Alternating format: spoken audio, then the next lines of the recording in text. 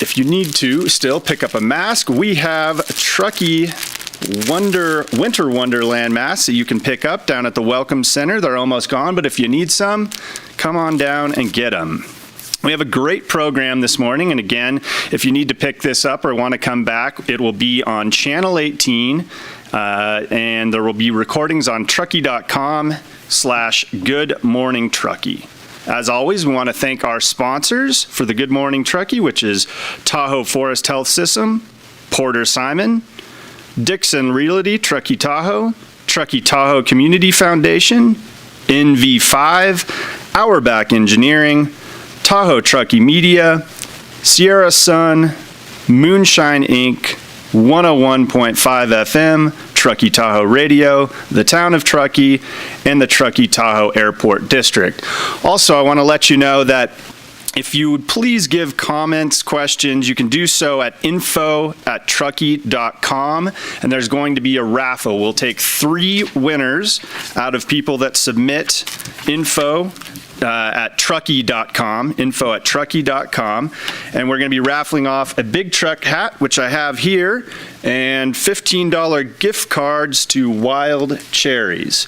Also, if you have questions throughout the program that you would like to ask the presenters, we're going to take questions after they speak. Please. Wrong number. Nope, right number, sorry. Please text your questions to 530-412-3719, and we'll read out the questions. All right, so we have a great program here this morning. First, we're going to hear from Mike Isle from Tykert regarding the Coldstream project, the Stonebridge Properties project, and we're also going to hear from the fire chief for the Truckee Fire Protection District, Bill Saline.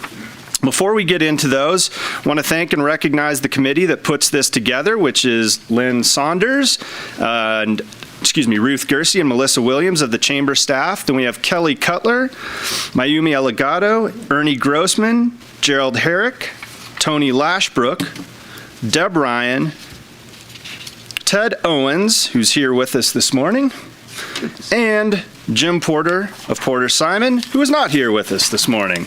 All right, so we've got a full program. We're going to dive right in. Mike, why don't you get it started? Great, thanks, Raven. We'll get loaded up here.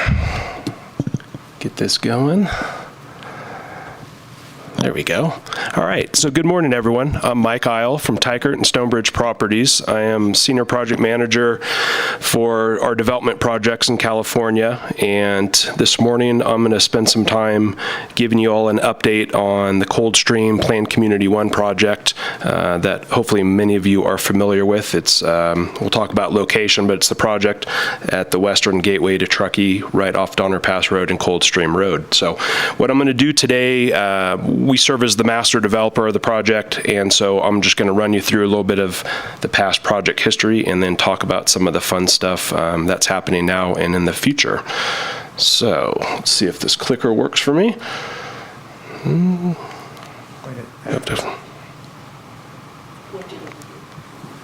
it over there. Let's see if that'll go. Bear with us for 1 second to make sure this works. There we go. Okay.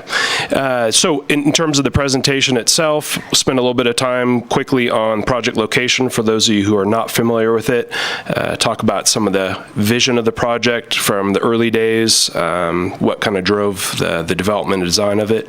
Talk about some of the project history, and then we'll get into the first development phase, what's actually been happening and has happened over the last few years for those of you who've noticed some of the construction activity over in that location. So talk about off-site and on-site improvements, some of the market rate housing. I'm going to pinch hit a little bit here for the Coldstream Commons affordable housing project.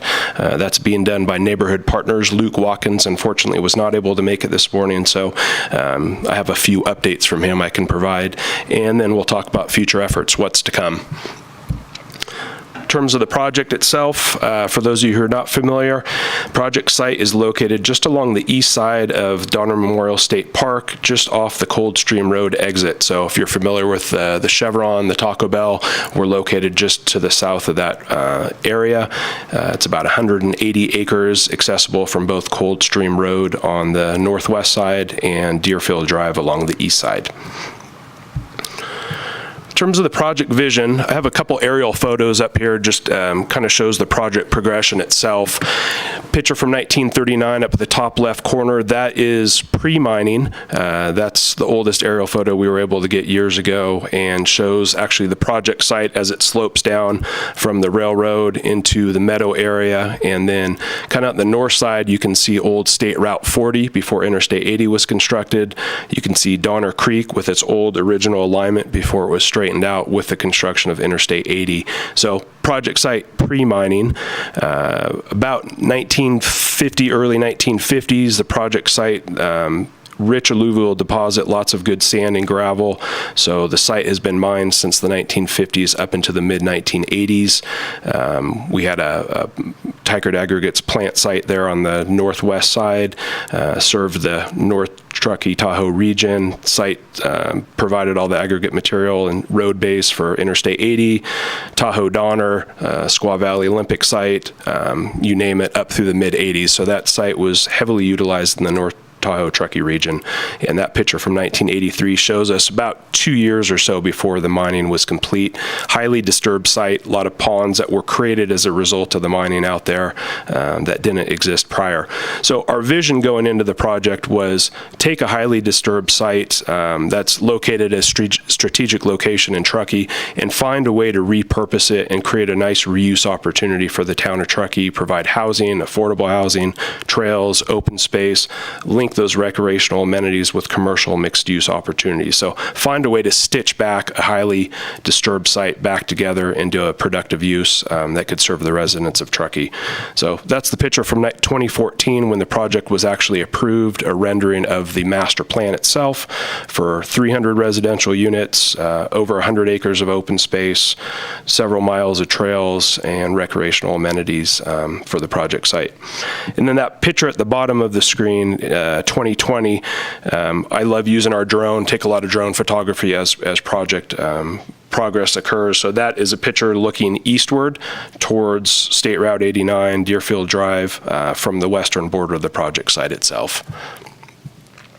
Project timeline, I won't spend a lot of time on this other than, any type of development projects takes quite a bit of time and effort from the early planning efforts, which we started on this project 2001. That was early ideas, discussions with residents of the town of Truckee, stakeholders, nonprofits, town staff, just getting some ideas for what the general plan allows at that time, what are some ideas for the property, and that process works its way through as in any typical development project over a number of years, which culminated really in 2014 with what's called our specific plan, the Coldstream Plan Community 1 specific plan being approved.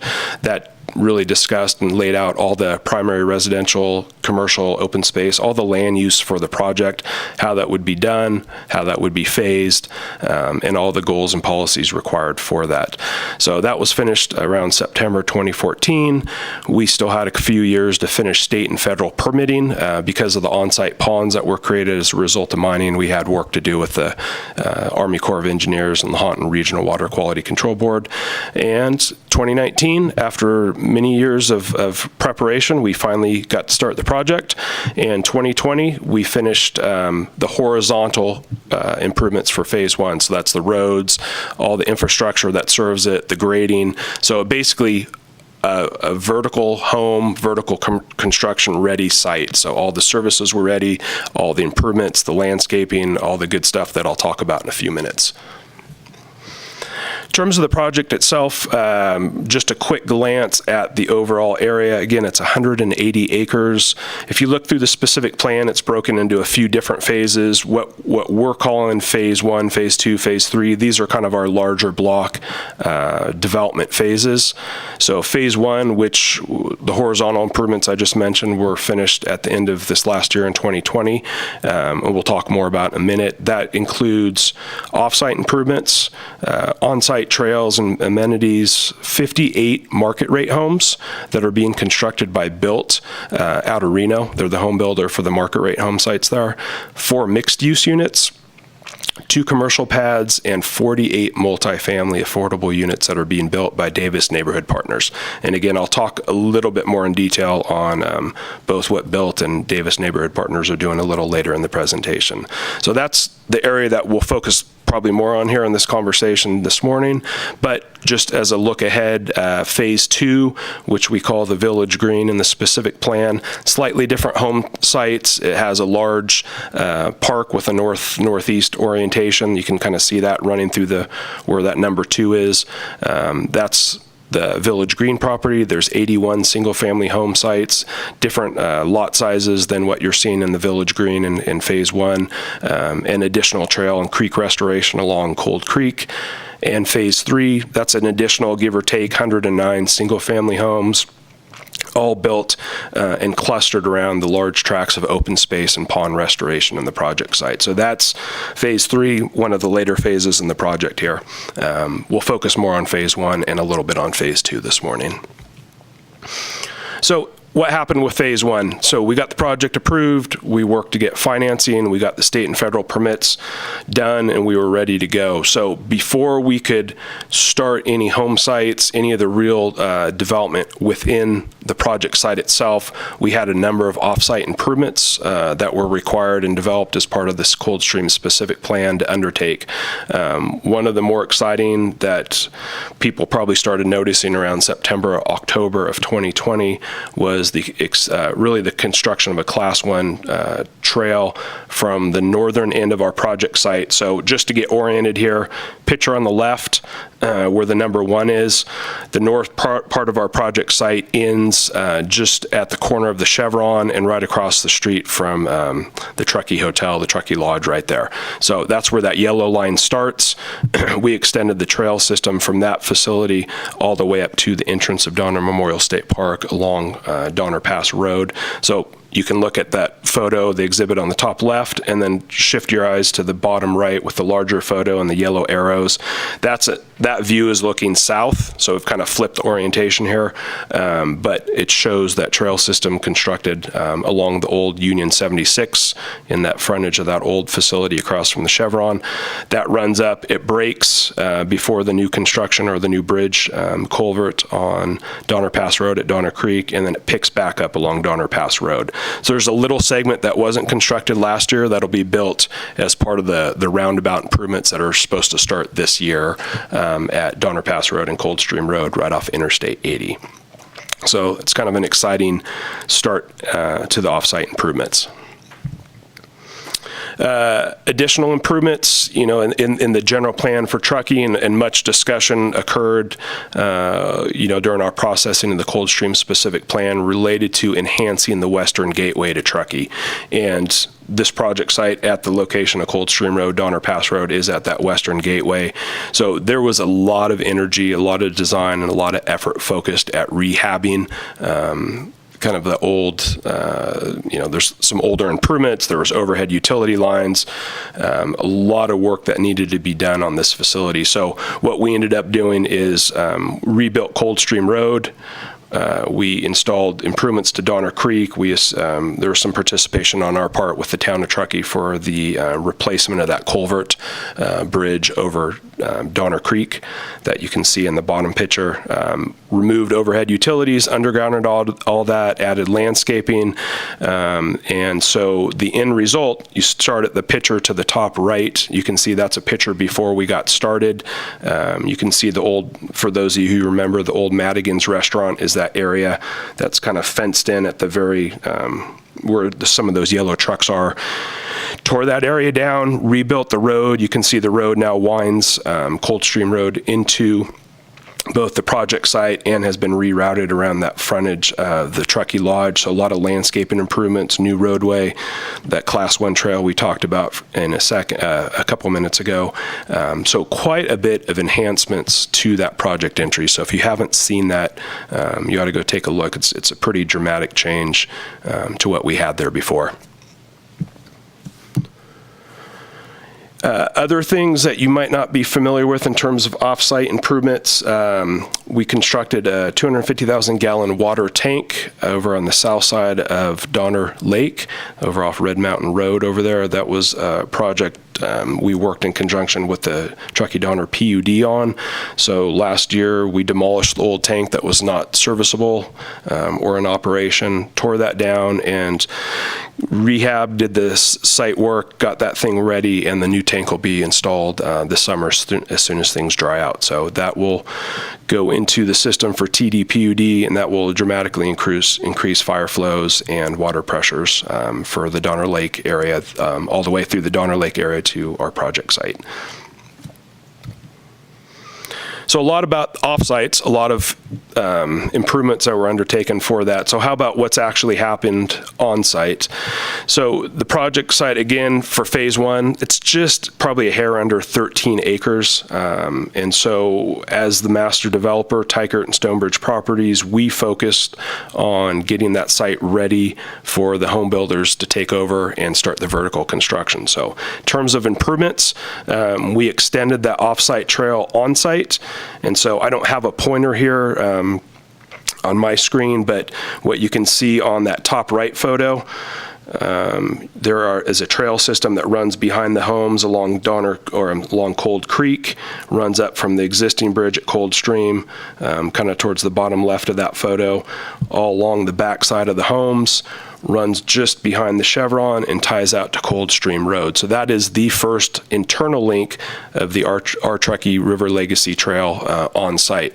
Ultimately, what's going to happen as these other phases occur and get built out, that trail system that we constructed from Donner Memorial State Park on the west extends through phase 1 right now. That will ultimately extend through phase 2 and phase 3 and ultimately Deerfield Drive to State Route 89. So this project will facilitate that last and final link from State Route 89 all the way to Donner Memorial State Park as the project builds out.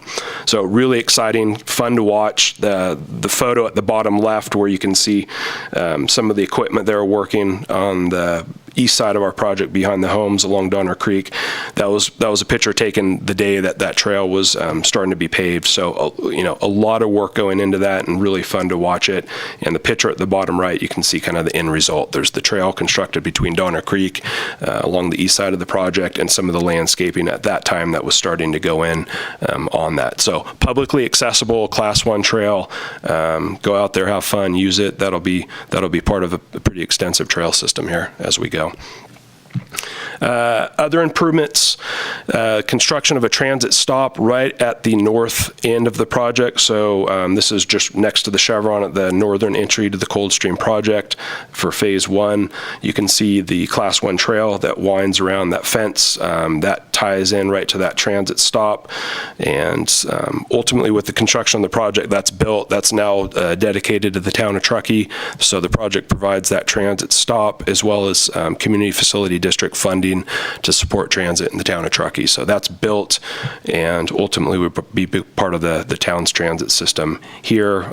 Location at the northern entrance to the project, next to the commercial sites, both on-site and off-site, and across the street from the Affordable Housing Coldstream Commons project. So good project location for that transit. Other improvements you might notice, landscaping, the majority of the landscaping went in last year, lighting, landscaping, signage. So a couple of those photos there just shows the Coldstream monument signing and lighting. That's kind of internal to the project. There's a small internal roundabout just south of the transit stop as you come into the project site. So fun for us, there's a lot of, as you go through these development projects, there's a lot of years worth of planning and ideas for what's this going to look like, how are you going to build this out, and it comes down ultimately to some of these finer details. Where do you get these big boulders? How do you lay them? How does the lighting go? What tree species? And for us, those little finer last details are always fun to see come to fruition. So that was a real kick for us, actually getting to see that happen here this year. So a lot of site improvements. I will forewarn you, I'm pinch hitting for both neighborhood partners and Built, so I will give you what I know in terms of the vertical construction. If there are questions, I'll do my best to answer them later on after the presentation, but feel free to reach out to Built, who has a website for the Coldstream project. It's Elements at Coldstream, so you can look that up. There's a lot of information there. They also maintain a sales office just behind the Chevron on the north side of our project. And then Davis Neighborhood Partners as well has information on Coldstream Commons. But I'll do my best here for them. In terms of phase one, we got Tykert Stonebridge Properties got the site ready. We got the improvements in that I talked about over the last few minutes. And vertical construction started in May of 2020, which was really fun to see.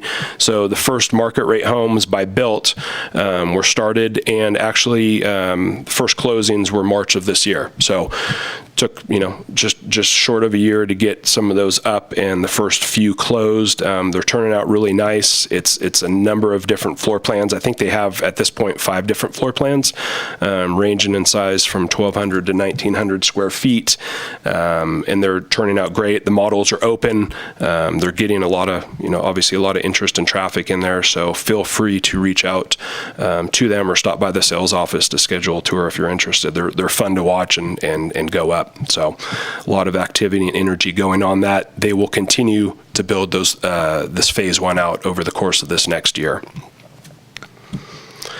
The other vertical project that you'll see here in phase one is Coldstream Commons, which is the affordable housing project.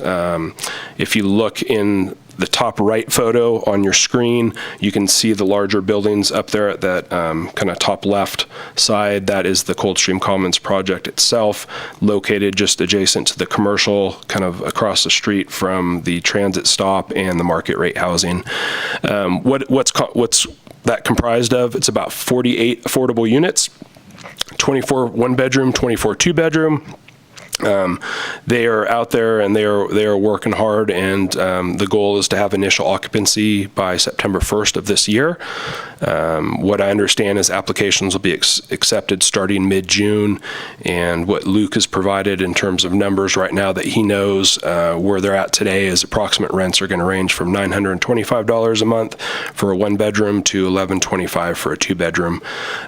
So if you're interested, keep an eye out on that right now. And as far as we know at this point, mid-June will be the acceptance of applications, and they'll start that process for occupancy. So, as I'm running out of time here, what's next? Just a quick look ahead. For phase one, you're going to continue this next year to see vertical construction on the home sites, both the Coldstream Commons project and Built's market rate homes continuing. The Coldstream Commons project, the vertical construction should wrap up this year. You'll see the landscaping starting to go in for that project site itself. You'll see Built continue to complete their home sites. They have a number underway. They have several starts that they'll get going on here a little later this spring. So you're going to continue to see a lot of construction activity on that front. There will also be a little bit of additional offsite work going on. The town, we're working with the town on, or at least there's contributions from the project. The town is running the project on the Coldstream Road, Donner Pass Road roundabout. So the plan is this year, as far as I understand right now, is that will happen. There will be a roundabout being installed at that location. And in terms of us as the master developer, we have started preparation of improvement plans. That's our engineering and more detailed work for phase two, the Village Green, right now. So our anticipation based on demand for phase one, there's very strong demand right now. We're starting the engineering for phase two. We'll work on improvement plans with the town this year, and our goal is to start horizontal construction and improvements next year, or spring of 2022 on phase two. So with that, I think I'm right on time. And You are. Perfect, Mike. Thank you. Thank you. Highly unusual. So if you all have questions about this project, you can text 530-412-3719. Get those in quick. And then if you're on Zoom, you can actually write them up in the chat, and we'll be looking at that. And if you have follow-up questions or comments, you can write into info@truckee.com. And Mike, I had one question for those that are interested in either purchasing the market housing or putting in applications for the affordable housing. Is there one website that that's housed under, or? great question. Yeah, unfortunately not at this point. So Coldstream Commons will be taking applications. They're not accepting anything at this point, but I think they will have a website up and running for that by that time. For the market rate homes, Elements at Coldstream would be where you would go. Either that or stop by the sales trailer over there behind the Chevron. Okay. At this point. Thank you. And then sounds like we have some questions. So Lynn, go ahead. Yeah. Is Deerfield Drive going to be completed during this project? Emergency use, ? Deerfield Drive will be completed and extended through the project site during construction of Phase 3 of the project, and not emergency access. That early discussions years ago on the project were really centered around whether it was going to be emergency access or not. Ultimately, with the project approvals, it came to be a full-time access. So that'll be constructed when Phase 3 starts. Mike, to put you on the spot, when do you anticipate Phase 3?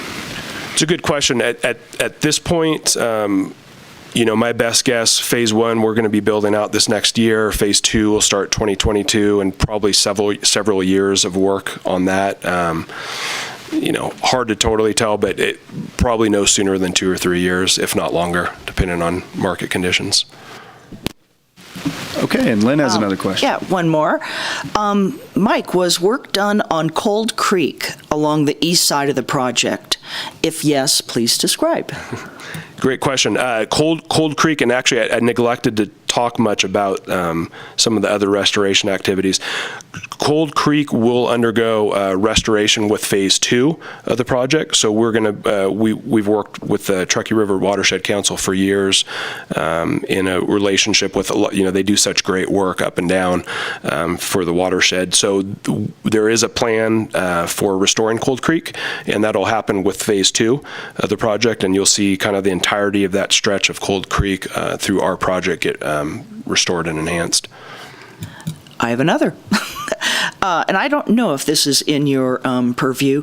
What will happen with the abandoned gas station? Oh, I probably could have touched on that as well. So right now, obviously the Chevron's up and running, and then there was a Union 76 that was operating for years. That's been the same ownership at this point now. The same owners have the Chevron and the old Union 76 property.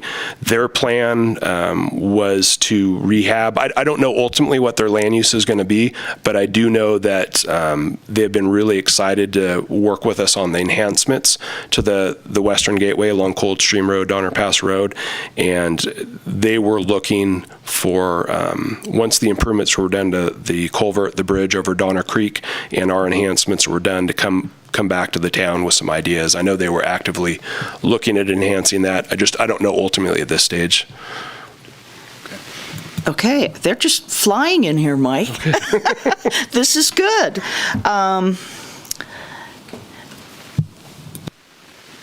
Will some of the ponds be combined? Yes.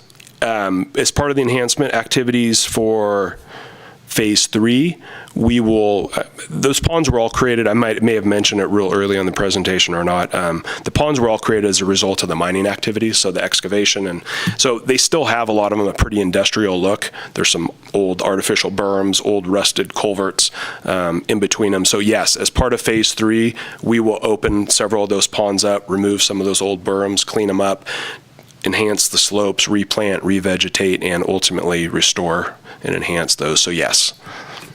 Okay, two more. Will Phase 3 be lot sales or spec home sale? I don't know at this point. Yes, not quite sure. That is, as you go through the project, phase one is, it's called the mixed use commercial village. So it's higher residential densities. There's commercial, there's mixed use, there's affordable housing, there's transit. So it's kind of the hub of activity. As you move into phase two, the Village Green, it's a slightly different housing type, little bigger, but still smaller home sites, all oriented around these public open spaces. And then as you move into phase three, it's even a different home type, which is more suitable. I mean, it could be more spec, semi-custom, custom, but at this stage, we're not sure. It could go a lot of different ways. Okay, the last is actually a clarification that came from the town, Shauna Doherty.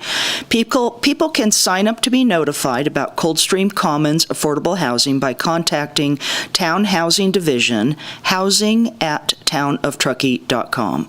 They'll be working with neighborhood partners to market the opening of the application process. Right. And with that, I think we'll close.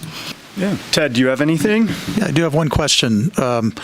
How is access maintained to Coldstream Canyon, and how will that work for the general public?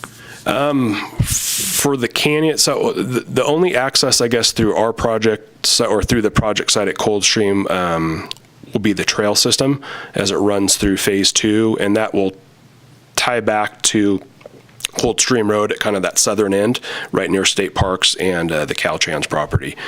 So, that's the only access we really control. I'm not sure, in terms of what'll happen from that point. I haven't heard otherwise that there's any plan changes, but as far as our project site, we'll still maintain that. We'll maintain a trail access right to the entrance to Coldstream Road there. All right, thanks, Mike, for telling us about the elements at Coldstream Project that Tyker Land Company and Stonebridge Property are developing right now.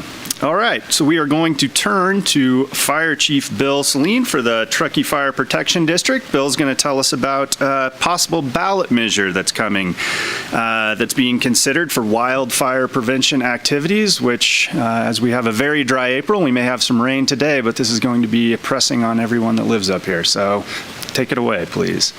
Great. Thanks, Raven. Good morning. Good morning, everyone. Thank you for having me today. Exciting to hear about the developments in Coldstream, Mike. Thanks for that. What I'd like to do is start with a video about the potential ballot measure that captures some of the key points, and then I'll make some comments after that and it'll be available for some questions.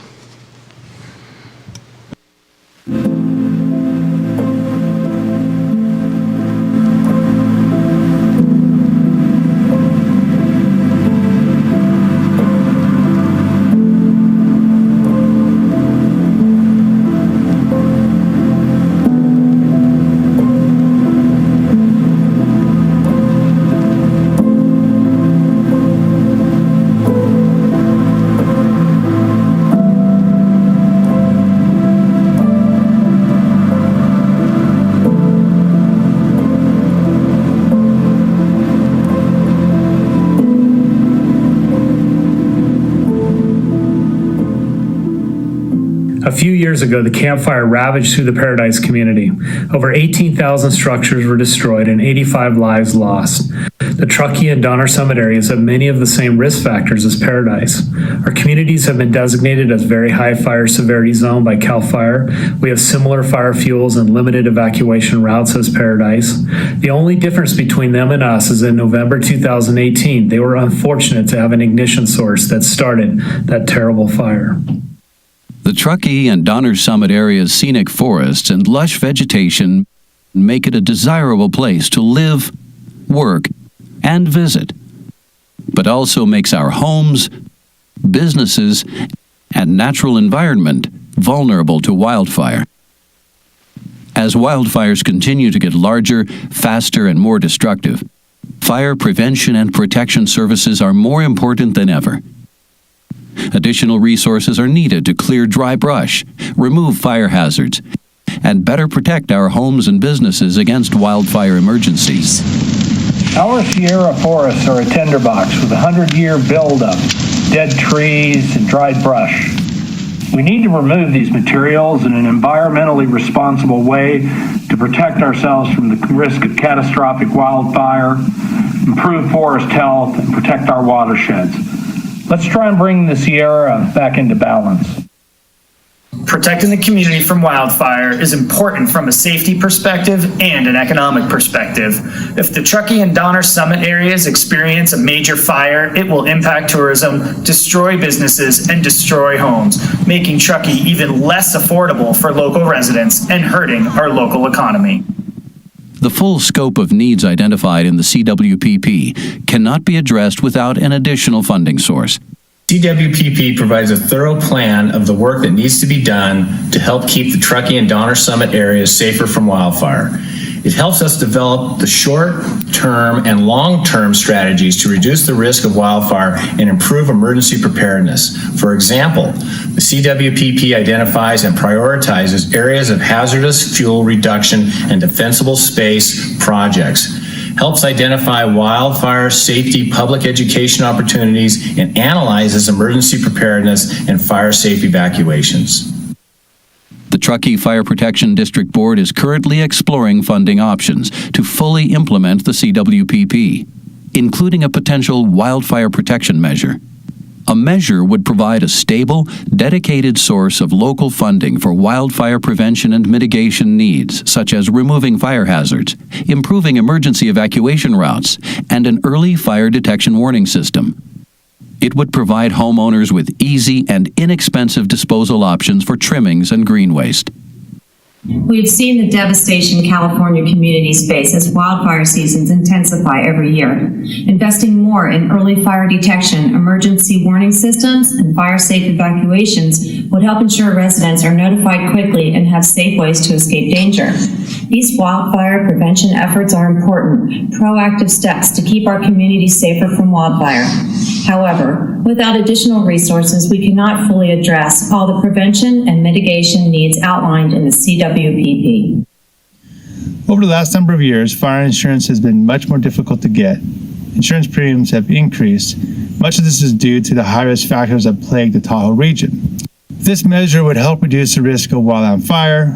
Most likely, it would also increase the number of insurance policies available, possibly reducing premiums and reducing the number of cancellations. A wildfire protection measure would include fiscal accountability protections, including a Citizens Oversight Committee to ensure all funds are spent as promised and stay local. An exemption from the cost of the measure would be available to low-income property owners. To stay informed, please visit www.truckeefire.org/wildfire protection measure.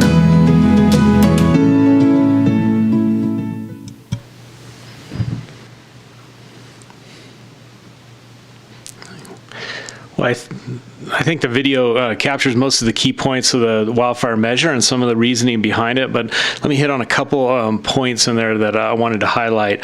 Since the Community Wildfire Protection Plan was completed back in 2016, and that was, of course, a community and stakeholder collaborative effort to identify where areas that can receive work to help reduce and mitigate the threat of wildfire to the area. And that plan can be seen at the truckeefire.org website, by the way, and basically identifies all these different pieces of land that need fuels reduction work, thousands and thousands of acres. You know, since 2016, I think, you know, more work than ever has been done around the Truckee area on private and public lands. We're actually in the middle of implementing a $3 million grant from CAL FIRE and the National Forest Foundation on fuel reductions around the Truckee area. However, even at this rate, we just don't feel like we're at the pace and scale to really make a significant difference to reduce the likelihood of a catastrophic fire in our area. And the biggest barrier is not having a consistent revenue stream to do the work. We know what work needs to be done. It's proven, but it's just we're moving at too slow of a pace based on our resources.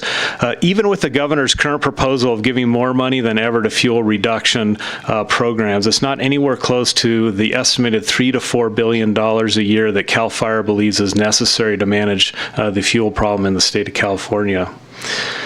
So, in the last year, there have been 2 opinion surveys that have been completed in the Truckee area, and both of them showed that people's number one concern was the threat of wildfire.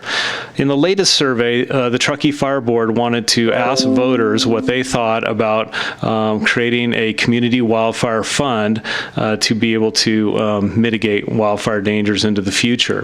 79% of people that were in that survey said that they would pay $179 a year for wildfire mitigation, and that now is the proposed rate.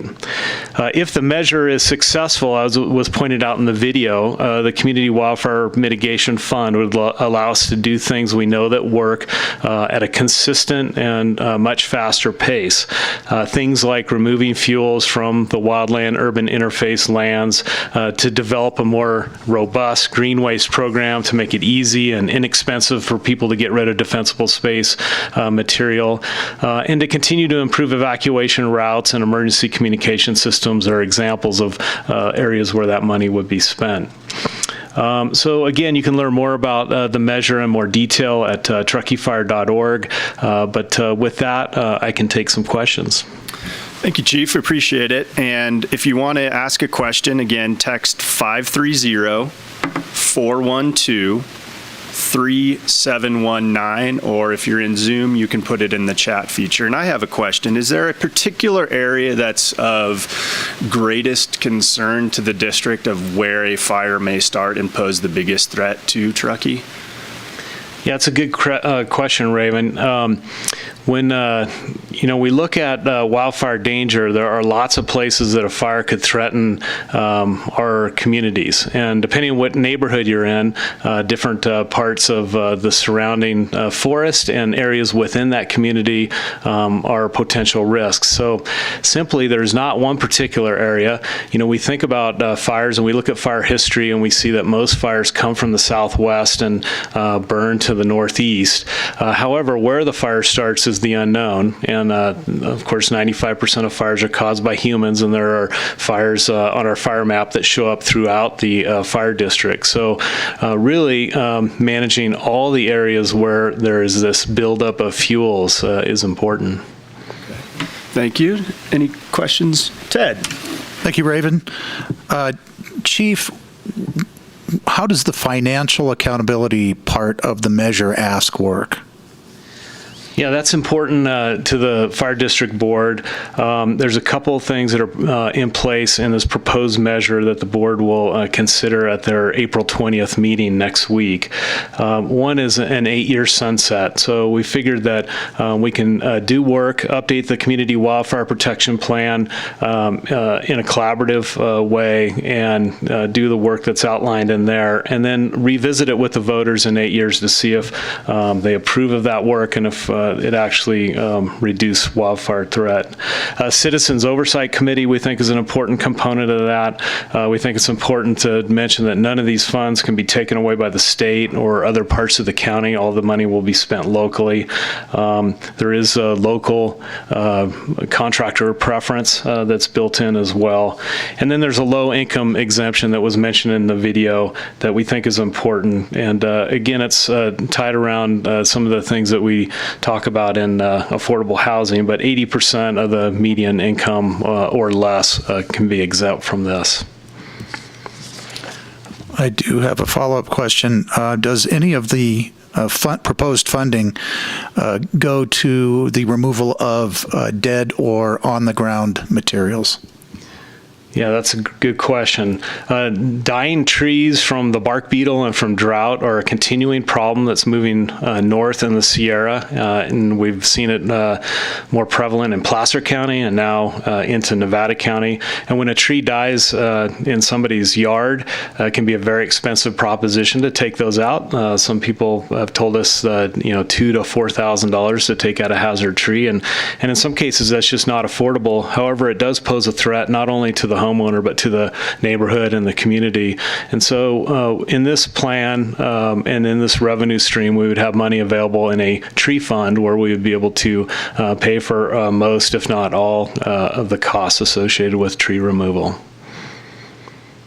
Looks like we may have a Zoom question from Mr. Lashbrook. Is that correct? Yeah, let's see here. Chief, would the measure apply equally to all portions of the district, including across county lines and within and outside the town? Yes, good question. The board carefully considered this and got feedback on how to structure the parcel tax. And where the decision is today is to apply the $179 equally across the board on a taxable parcel, per taxable parcel basis. There was some discussion about asking larger property owners to pay more and smaller property owners to pay less because of a perceived risk that maybe a larger property poses to the fire risk. However, considering a lot of the details, we realize that a lot of the large property owners have actually done and invested a significant amount of money to reduce fire danger already. Some have and some have not. But it's not a very clear direction. And so at the end of the day, the board decided that a flat $179 fee across the board on each property to build a community wildfire mitigation fund was the best approach. All right, I don't believe we have any further questions. Thank you, Chief. We appreciate it. And it sounds like if you need additional info, they're at truckeefire.org, and there's probably email that they can reach you there, I assume. Yeah, that's correct. Thanks, Raven. Okay, thank you. All right, we're now going to get a vaccine update from Judy Newland, who is calling in, I believe, or jumping in on Zoom. You should be in on the Zoom. All right, Judy? Thank you. Good morning, everybody. Just a quick update for Eastern Nevada County on the vaccine. So currently we are servicing at Tahoe Forest Hospital Vaccine Clinic. We're open to 16 and over. The state of California is moving to that statewide April 15th, but we this week have moved to that earlier. So just for clarification, we currently have a vaccine clinic at Sierra College still. We're offering vaccines Tuesday, Wednesday, Thursday, Friday, all day. We're doing 300 vaccines a day. So that could either be first dose or second dose, depending on the timing of those vaccines. Just for your information, I visited CVS the other day, and so they are offering 175 vaccines a day in Truckee, 7 days a week. And also our Safeway also is offering vaccines, I believe 7 days a week, 5 to 7 days a week, though I don't know the amount.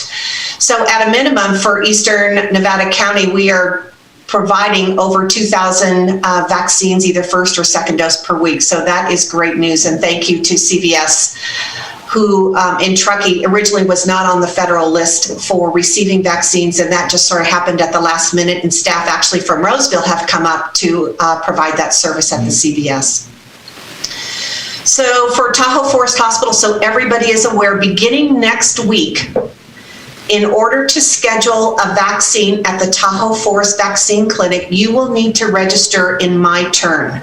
And the town of Truckee has provided that information over the last month, but we will now be participating in the state of California's Blue Shield My Turn statewide program for vaccination scheduling and for receiving our vaccines. If you go to the Tahoe Forest Hospital website or either to Nevada or Placer County, you can you can register for My Turn, and then beginning next week, every Tuesday, it's our intent to add vaccine appointments for the next week. So on April 20th, and Tuesday morning, there will be new vaccine appointments, first dose, for the week of April 27th and 28th.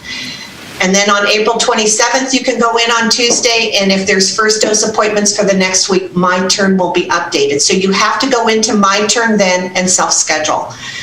We'll be providing more information next week on Monday on social media, but on the Tahoe Forest Hospital website, it does give you that direction, and that is a change. So I just want everyone to be aware of that. So all of our allotments now will be coming from the state. Any questions? I don't believe that we have any. Thank you, Judy. We appreciate it. That's great news. Sounds like the vaccines are opening up. And again, you go to My Turn, and every Tuesday, check in. See if you can get appointments. Thank you. Thank you. And now we're going to roll into our stump speeches. Lynn, go ahead. Yeah, I have one from our friend Heidi Doyle, Sierra State Parks Foundation, and they would like to welcome everyone to go by their park store located inside the Donner Memorial State Park Visitor Center. They have local history books, they have Truckee branded items, and all the proceeds benefit the education and restoration at 8 Lake Tahoe and Donner Lake, California State Parks that they serve, including the restoration of the Pioneer Monument, which begins this spring. She asks everybody to don't miss out on their lineup of summer fun. Get on their mailing list by going to sierrastateparks.org. All right, thank you, Lynn. And if anybody on Zoom has a stump speech, now would be the time. And I don't believe that we do. All right, so for those of you that want to leave comments, give suggestions, ask questions, please do so at info@truckee.com. And again, 3 lucky winners will win a big truck hat as well as $15 gift certificates to Wild Cherries. So put your questions and comments in. So, oh, and I'm sorry, and a Sarah Smith print. Yes, there you go, if you can all see that. So that will be the third prize. 1 gift certificate, 1 hat, and a print. All right, well, thank you so much for joining us, and thank you to Mike and Chief Celine for giving the presentations today. We appreciate your time, and for everybody that asked questions, for making it possible and joining us here virtually, and hopefully we'll be able to see your faces soon. So thank you very much, and everybody have a nice day.